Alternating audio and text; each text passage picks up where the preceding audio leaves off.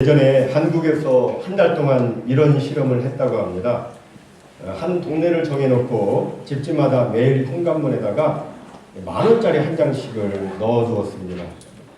첫째 날 동네 사람들은 10,000원짜리가 있으니까 이게 무슨 돈이지 생각하며 그 돈을 조심스럽게 주머니에 넣었습니다. 자기 집에 있으니까 돈을 넣었어요. 둘째 날도 마찬가지였습니다. 며칠이 지나자 온 동네에 소문이 퍼졌습니다. 모두 감사한 마음으로 정체불명의 그 사람 이야기를 하면서 웃음꽃을 피웠습니다. 여러분 집에도 매일같이 누가 그냥 190 꼬박 넣어줬으면 정말 좋겠습니다. 근데 이제 그 실험을 계속 하는데 한 2주쯤 되니까 이제 돈이 언제 오나 사람들이 나와서 기다리는 거예요. 그리고 3주쯤 지나니까 이제는 뭐 전혀 감사한 마음이 없이 당연히 그것을 받기 시작합니다. 4주째는 아주 이건 뭐 자연스러운 일상사가 되었습니다. 별 생각 없이 돈을 그냥 챙깁니다. 그런데 실험 기간이 끝나는 마지막 날이 되었습니다. 그 사람은 평소와 달리 돈을 나눠주지 않고 그냥 동네 골목을 싹 지나가는 것이었어요. 그러자 이상한 반응이 터져나왔습니다. 여기저기서 동네 사람들이 불평을 하면서 화를 내기 시작하는 거예요. 어떤 집주인은 아예 문을 열고 나와서 항의를 합니다. 왜 오늘은 돈을 주지 않는 거요? 어서 내 돈 10,000원을 달란 말이요. 자기 돈을 맡기지도 않았는데 오히려 소리치며 돈을 달라고 합니다. 지금까지 받은 것만 해도 정말 감사한데 오히려 불만을 표하고 있습니다. 그런데 사실은 그 동네 사람들만 그런 게 아니라 모든 인간이 그럴 수가 있습니다. 이것이 오늘 본문에도 나와 있어요. 이스라엘 백성들은 애굽에서 오랜 세월 노예 생활을 했습니다. 노예를 있으면서 얼마나 고통스러웠던지 하나님한테 울면서 기도를 했습니다. 울부짖었다고 성경에 되어 있어요. 그래서 하나님께서는 그들을 불쌍히 여기셔서 그 기도를 들으시고 이스라엘을 출애굽시켜 주셨어요. 그래도 오늘 본문에 보니까 그런 그들이 하나님을 원망하고 있습니다. 출애굽의 은혜를 생각하면 매일매일 감사해도 시원치 않은데 오히려 원망하고 불평을 하고 있습니다. 그렇다면 그들은 왜 하나님을 향해서 감사하지 못하고 오히려 원망하고 불평했을까요? 그 이유는 첫 번째로 탐욕 때문이었습니다. 다 같이 우리 4절 말씀 다음 눌러주세요. 다 같이 읽습니다. 시작. 그들 중에 섞여 사는 다른 인종들이 탐욕을 품음에 이스라엘 자손도 다시 울며 이르되. 여기 다른 인종들은 이스라엘 백성들처럼 애굽에서 노예로 살다가 이스라엘이 출애굽할 때 같이 섞여서 나온 사람들입니다. 이들은 하나님을 믿지 않았습니다. 믿음이 없으니까 자연히 감사보다는 탐욕이 그들의 마음을 지배했습니다. 그런데 이스라엘이 그들의 영향을 받았습니다. 그들에게 이스라엘이 선한 영향을 끼친 것이 아니라 오히려 그들에게서 악한 영향을 받았습니다. 사실 좋으신 하나님께서는 이스라엘이 광야에서 농사를 지을 수 없으니까 매일 아침마다 하늘에서 만나를 내려주셨습니다. 밤중에 이슬이 내릴 때에 같이 만나를 내려주셨어요. 아침마다 일어나면 만나가 널려 있습니다. 이스라엘 백성들 이 만나를 가지고 그들의 취향에 따라서 맷돌에 갈기도 하고 절구에 찢기도 하고 가마에 삶기도 하면서 여러 가지 종류로 막 음식을 만들어 먹었습니다. 그 맛이 또 얼마나 좋은지 오늘 본문에 보니까 기름 섞은 과자 맛 같았다라고 되어 있어요. 모두가 이 만나를 들고서 한박 웃음을 지었습니다. 그런데 얼마 후 그들은 원망하고 불평을 했습니다. 여러분, 이스라엘이 왜 이렇게 된 것입니까? 그것은 사실은 그들에게 무엇이 부족해서가 아니라 사실은 하나님을 믿지 않은 사람들이 이스라엘의 마음에 탐욕의 불을 당겼기 때문입니다. 탐욕의 불을 당긴 거예요. 그러니까 갑자기 이제 욕심이 생기니까 그 좋은 음식, 그 만나, made in heaven이에요. 하늘에서 만든 이 정말 좋은 음식, 그 만나를 먹으면서도 불평을 하는 거예요. 그리고 지도자 모세한테 고기를 달라고 요구를 합니다. 이것을 시편 78편 18절과 30절은 이렇게 표현을 합니다. 그 다음 읽어주시면 다 같이 읽습니다. 시작. 그들이 그들의 탐욕대로 음식을 구하여 그들의 심중에 하나님을 시험하였으며 그러나 그들이 그들의 욕심을 버리지 아니하여 그들의 먹을 것이 아직 그들의 입에 있을 때에 여기 보면 탐욕, 욕심이란 말이 나옵니다. 여러분 탐욕이 무엇입니까? 뭐 지나치게 탐하는 욕심이죠. 인간의 욕심은 한도 끝도 없습니다. 인간의 욕심은 마치 우주의 블랙홀처럼 삼키고 끝이 없어요. 블랙홀이 그렇잖아요. 엄청난 중력장이니까 뭐 다 끌어당겨도 끝이 없는 거예요. 인간의 욕심도 그래요. 한번 탐욕이 발동하면 바다는 메워도 사람의 마음은 메우지 못합니다. 그래서 탐욕, 욕심 때문에 죄를 낳고 죄가 장성해서 사망을 낳는다고 성경은 말씀하고 있어요. 따라서 무엇보다도 욕심을 다스려야 되는데 여러분 그 욕심을 내가 어떻게 다스릴 수 있습니까? 나는 못 다스려요. 이에 대해서 갈라디아서 5장 22절과 23절은 어떻게 그 욕심을 다스릴 수 있는지에 대해서 말씀합니다. 다 같이 한번 읽겠습니다. 시작. 오직 성령의 열매는 사랑과 희락과 화평과 오래 참음과 자비와 양선과 충성과 온유와 절제니 여기 보면 제일 마지막에 절제가 나오죠. 영어로는 셀프 컨트롤로 되어 있습니다. 셀프 컨트롤. 자기 스스로를 이 셀프 컨트롤 할 수 있는 것은 나에게서 나오는 것이 아니고 성령의 열매예요. 성령의 능력으로 말미암는다라고 성경은 말씀해요. 사랑하는 성도 여러분, 사람의 마음속에 있는 이 탐욕의 전차는 다른 것으로는 컨트롤이 안 돼요. 다른 것으로는 통제가 안 됩니다. 탐욕의 전차가 막 질주하기 시작하면 그러면 여기저기서 문제가 막 생깁니다. 본인도 다치고 관계된 사람도 다치고 주변 사람도 다치고 그래요. 그러나 성령의 은혜를 입게 되면 그 탐욕의 전차가 컨트롤이 됩니다. 성령께서 브레이크를 걸어주셔서 사고가 나지 않도록 해주시는 거예요. 그래서 우리는 성령 충만을 위해서 기도하는 거죠. 우리가 성령 충만을 받아야 되는 여러 가지 이유가 있는데 그 중에 하나는 뭐냐면 성령께서 우리의 마음을 통제하도록 하기 위해서입니다. 성령의 지배를 받기 위해서입니다. 우리가 성령의 지배를 받으면 우리는 내 뜻대로 살지 않아요. 내 육체의 소욕대로 살지 않습니다. 성령의 소욕대로 살아요. 하나님의 기뻐 원하시는 삶을 살게 됩니다.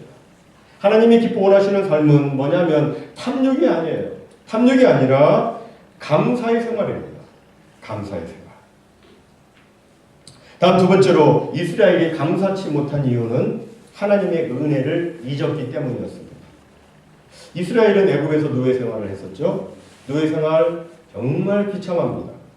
그런데 오늘 본문에 보니까 그들은 지금 몇 가지 음식 때문에 애굽에서의 노예 생활을 그리워하고 있습니다. 5절을 다 같이 한번 읽겠습니다. 시작. 우리가 애굽에 있을 때에는 값없이 생선과 오이와 참외와 부추와 파와 마늘들을 먹은 것이 생각나거늘.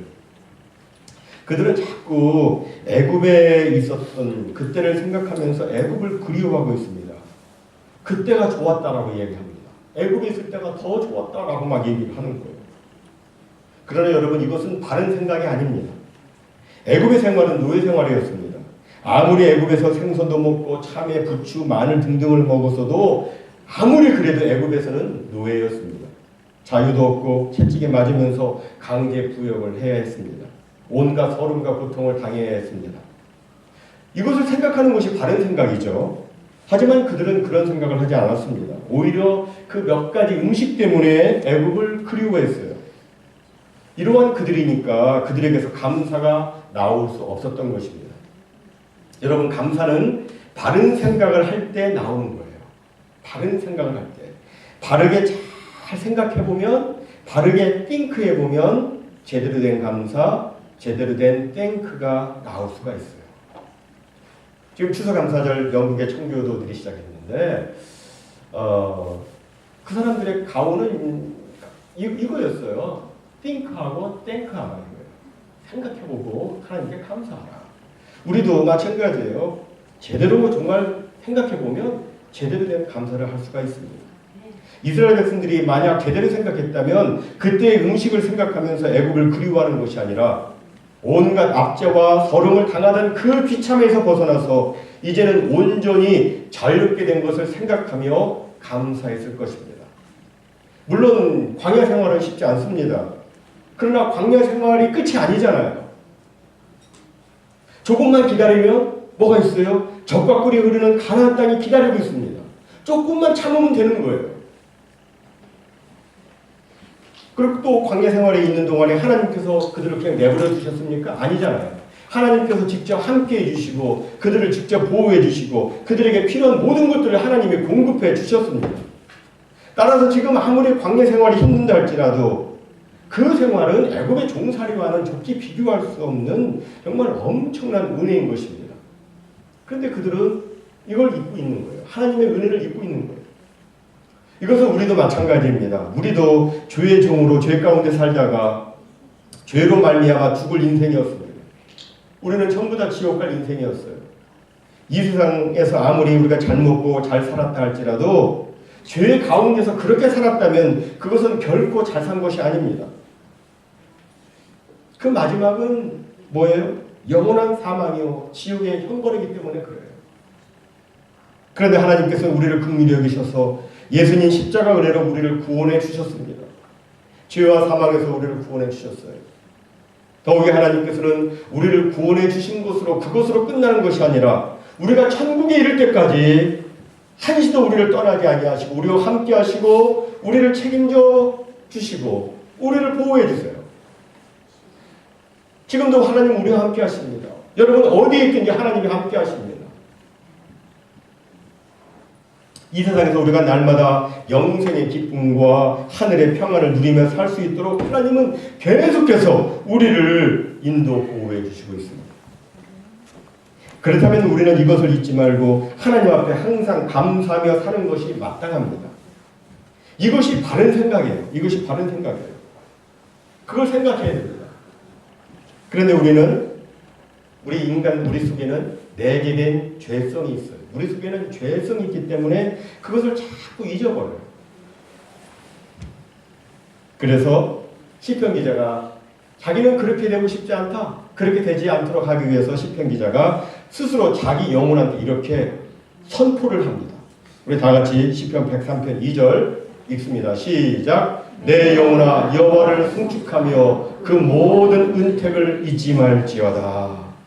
여기 송축이라는 말이 나오죠.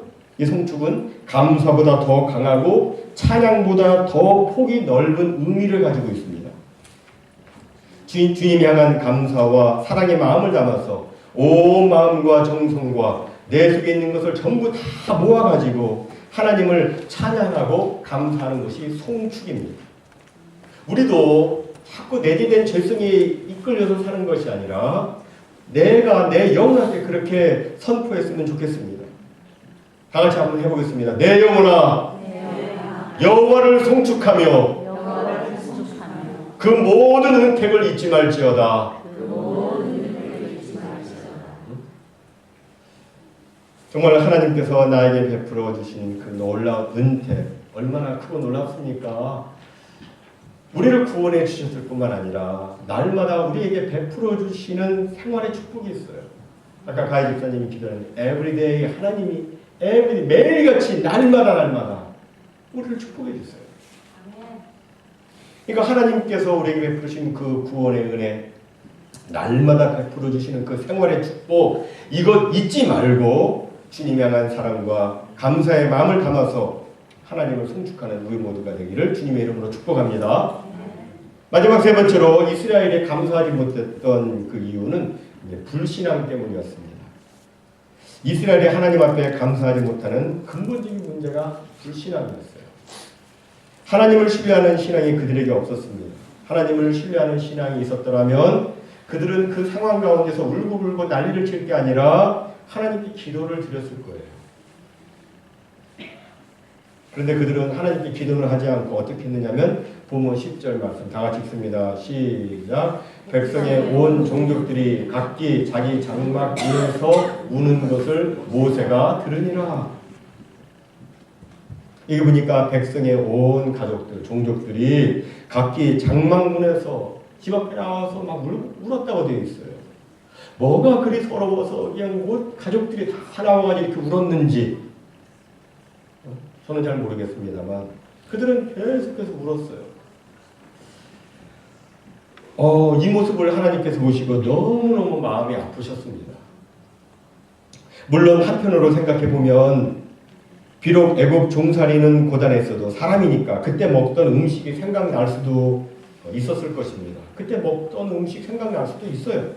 그러면 그렇게 막 울 것이 아니라 하나님께 기도를 드려야 했을 것입니다. 그죠? 하나님께 기도를 드려야죠. 울지 말고. 하나님, 저희들을 하나님께서 애굽의 종살이에서 구원해 주신 것 정말 감사합니다. 또한 저희들에게 날마다 좋은 만나를 내려주셔서 정말 감사합니다. 하나님. 그런데 하나님, 가끔 가다가 저희들 고기가 먹고 싶을 때가 있습니다. 그런데 여기서는 고기를 구할 수가 없습니다. 하오니 하나님, 저희들의 뜻을 살펴주셔서 저희들이 고기를 먹을 수 있도록 하나님 역사해 주시옵소서. 그럼 정말 고맙겠습니다. 이렇게 기도했으면 하나님께서도 기뻐하시면서 그 기도에 응답해서 고기를 주셨을 것입니다. 그러나 그들은 그렇게 하지는 않았어요. 오히려 하나님의 속을 긁어놓았습니다. 그리고 원망하고 불평하고 그리고 나중에는 그 수준을 넘어서서 이제는 지도자 모세를 협박하기 시작합니다. 네가 우리를 여기까지 데려왔으니까 너 책임져. 막 협박을 합니다. 상황이 매우 심각해지자 하나님께서는 불평하는 그들한테 그들의 모든 불평을 잠재울 만큼의 메추라기들을 막 잔뜩 보내주셨습니다. 본문 31절에 보니까 메추라기가 얼마나 많이 쌓였는지 쌓인 두께가 2규빗이었다고 되어 있어요. 1규빗은 여기서부터 여기까지예요. 이게 45.5cm입니다. 1규빗은 여기서 팔꿈치에서 가운데 손가락 끝인데 이게 2규빗이에요. 그러니까 이게 90cm 높이의 메추라기가 쌓인 거예요. 정말 많은 메추라기가 쌓였죠. 어떻게 해서 그렇게 많은 메추라기가 쌓일 수 있었을까요? 다 같이 31절 말씀 읽습니다. 시작. 바람이 여호와에게서 나와 바다에서부터 메추라기를 몰아 진영곁 이쪽 저쪽 곧 진영 사방으로 각기 하룻길 되는 지면이 2규빗쯤에 내리게 한지라. 여기 보니까 바람이 여호와에게서 나왔다고 말씀합니다. 여러분, 이스라엘이 홍해를 건널 때도 바람이 여호와에게서 나와서 홍해가 갈라져서 이스라엘이 건넜습니다. 이 메추라기도 바람이 여호와에게서 나와서 이스라엘 진중에 쌓이게 된 것입니다. 정말 놀라운 기적이죠. 마찬가지로 오늘에도 하나님께서 성령의 바람을 우리들에게 불어주시면 우리의 삶 속에 정말 놀라운 역사가 나타날 수 있습니다. 제가 바라기로는 우리 가운데도 성령의 바람이 불기를 소원합니다. 광야에서 어디서 그런 메추라기를 얻을 수 있어요? 하지만 하나님에게서 바람이 나오니까 그렇게 된 거예요. 안 된 것이 된 거예요. 마찬가지로 우리의 삶 속에서도 마찬가지예요. 하나님으로부터 바람이 나오면 성령의 형님께서 역사하시면 안 되는 것이 돼요. 매혹된 것이 풀려지게 되고 문제가 해결되는 놀라운 역사가 나타나게 됩니다. 이제 이렇게 해가지고 그들이 마음껏 이제는 고기 파티를 할 수 있게 되었습니다. 근데 참 이상하죠. 그들 중에 어떤 사람들은 그 많은 고기를 앞에 두고서도 계속해서 탐욕의 마음을 품었다고 하는 것입니다. 고기를 하나님께서 주셨으면 어떻게 해야 돼요? 하나님 감사합니다. 감사하면서 이 고기를 먹어야 되는데 어떤 사람들은 고기를 입속에 집어넣는 그 순간에도 탐욕의 마음을 품고 원망하고 불평을 했어요. 고기를 넣으면서도 탐욕으로 원망하고 불평을 했어요. 뭐라고 했을까요? 털 뽑기 진짜 힘드네. 뭐라고 했는지 모르겠어요. 고기를 주시려면 큰 고깃덩어리를 주시지 이게 맥주가 뭐라고 했는지 모르겠어요. 성경에 안 써있어요. 근데 성경에 보니까 분명히 기록되어 있어요. 탐욕으로. 그래서 하나님께서 이에 진노하셔서 그 주동자들을 치시는데 성경에 보니까 그들이 고기를 집어넣어서 씹기도 전에 막 씹으려고 그러는데 죽임을 당했다라고 되어 있어요. 다 같이 33절과 34절 말씀 읽겠습니다. 시작. 고기가 아직 이 사이에 있어 씹히기 전에 여호와께서 백성에게 대하여 진노하사 심히 큰 재앙으로 치셨으므로 그곳 이름을 기브롯 핫다와라 불렀으니 욕심을 낸 백성을 거기 장사이었더라. 기브롯 핫다와 발음이 쉽지 않습니다. 기브롯 핫다와 탐욕의 무덤이란 뜻이에요. 탐욕의 무덤. 탐욕 때문에 그들은 하나님께서 베푸신 기적을 축복으로 받지 못하고 죽음이라는 비극을 맞게 되었던 것입니다. 여기서 우리는 하나님은 참으로 사랑이 많으시고 은혜가 풍성하셔서 큰 축복을 베풀어 주시는 그런 하나님이시지만 하나님을 불신앙하고 하나님을 향해서 탐욕으로 원망하고 불평하는 자에게는 하나님이 축복을 베풀어 주셔도 그 사람에게는 그 축복이 복이 되지 못하고 오히려 비극이 되고 무덤이 된다는 사실을 알 수가 있습니다. 그러므로 우리는 어떤 순간에도 하나님을 향해서 원망하거나 불평하고 그러면 안 되죠. 우리에게 고난이 있을 수가 있어요. 또 우리에게 정말 소원하는 바가 있을 수가 있습니다. 그럼 어떻게 해야 돼요? 울고 원망하고 탐욕으로 불평하고 그럴 게 아니라 어떻게 해야 돼요? 하나님 기도해야 돼요.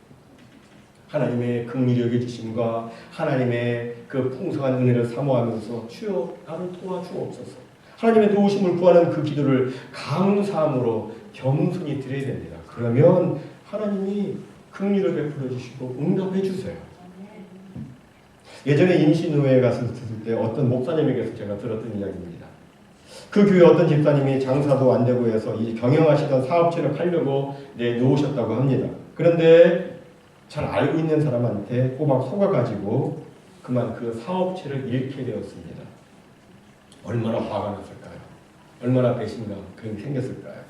좌절과 실망 속에서 막 낙심을 하고 있는데 설상가상으로 몸이 안 좋아가지고 병원에 가봤더니 암이었습니다. 얼마나 마음이 아프고 또 힘이 들었을까요? 그런데 막 힘들어하는데 불현듯 이런 성경 말씀이 생각이 났다고 그래요. 다 같이 빌립보서 4장 6절과 7절 말씀 읽습니다. 시작. 아무것도 염려하지 말고 오직 모든 일에 기도와 간구로 너희 구할 것을 감사함으로 하나님께 아뢰라.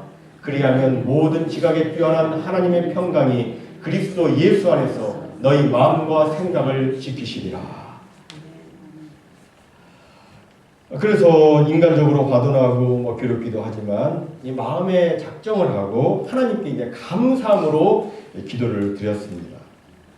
그런데 참으로 놀라운 것은 얼마 후에 알게 되었는데 만약에 자기가 그 사업체를 그대로 그냥 가지고 있었다면 그것 때문에 병원 치료 혜택을 받을 수 없었지만 사업체가 없는 관계로 인해서 오히려 수십만 불에 해당하는 병원비 치료액 전체를 지원받게 되었다는 그런 이야기를 듣게 된 거예요. 사랑하는 성도 여러분, 하나님은 고난 중에서라도 하나님께 감사함으로 기도드리는 당신의 자녀들을 결코 그냥 내버려 두시지 않습니다. 반드시 하나님은 아름답게 응답해 주시고 역사해 주세요. 정말 우리 성도에게 있어서 이 감사의 기도는 축복의 씨앗입니다. 축복의 씨앗이에요. 우리가 감사를 심으면, 씨앗으로 심으면 하나님께서는 그 씨앗을 통해서 놀라운 은혜와 축복을 베풀어 주십니다. 우리가 감사하면 하나님께서는 모든 상황을 선히 해결해 주시고 또한 축복으로 바꾸어 주십니다. 우리 함께 시편 50편 14절 15절 말씀 다 같이 믿음으로 읽습니다. 시작. 감사로 하나님께 제사를 드리며 지극히 높으신 자에게 내 소원을 갚으며 환난 날에 나를 부르라. 내가 너를 건지리니 네가 나를 영화롭게 하리라. 아멘. 부디 이 말씀대로 환난 중이라고 정말 어렵다고 원망하거나 불평하지 말고 감사함으로 하나님을 부르며 하나님께 기도하시기를 바랍니다. 그래서 하나님의 도와주심, 하나님의 건져주심, 내가 너를 건지리, 하나님의 도와주심, 하나님의 건져주심의 응답도 받고, 그리고 이 모든 것을 통해서 하나님을 영화롭게 하는, 정말 하나님께 온전한 영광을 올려드리는 우리 모두가 다 되시기를 주님의 이름으로 축원합니다. 우리 함께 이제 일어나셔서 주께 감사하며